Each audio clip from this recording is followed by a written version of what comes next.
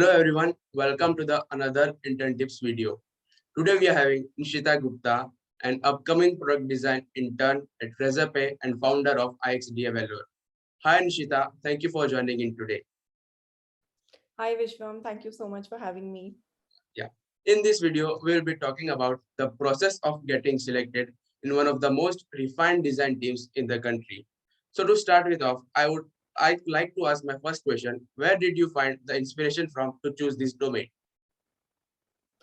So, I am currently pursuing my engineering degree. However, it wasn't something that attracted me a lot. Like, I wasn't into coding. So, I started exploring other domains within college. I got into graphic design. And then slowly, as I started doing design, I learned about this field called UI UX.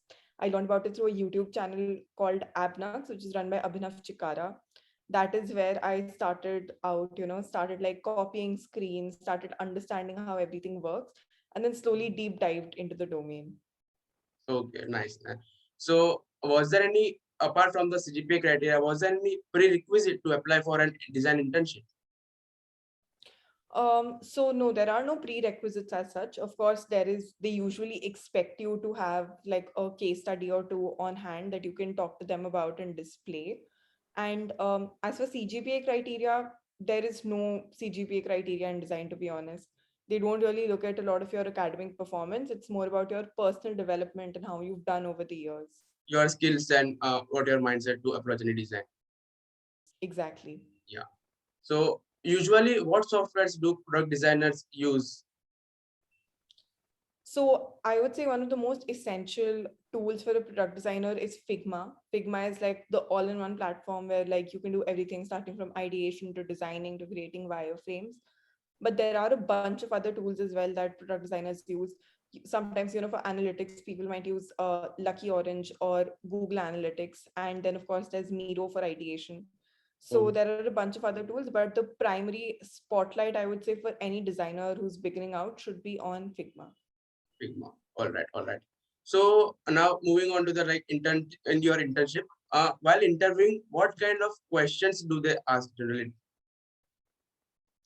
All right. So, primarily in the first round of interview, I had to explain my portfolio, walk them through like the projects that I had, and they'd given a problem statement. So I had to walk them through my approach to that problem statement as well. So the questions that they asked were primarily focused on the case studies.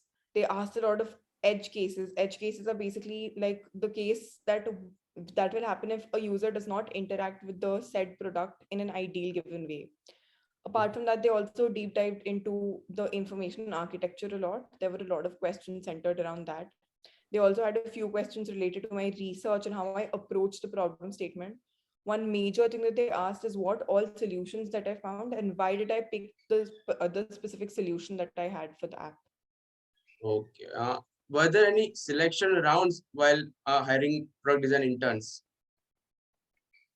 So usually there are around 2 to 3 rounds.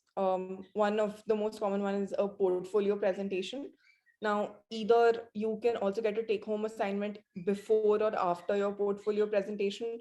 The take-home assignment is basically a short design challenge wherein you get a problem statement.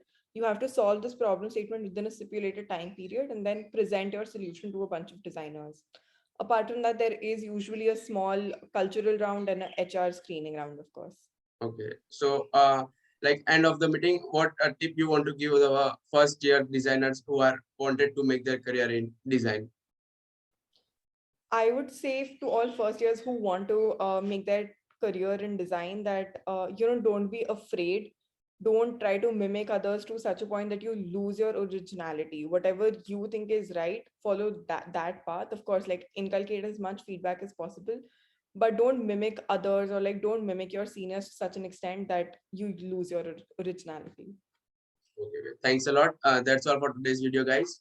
We hope that you liked it very much, and thanks for joining in today. Thanks a lot.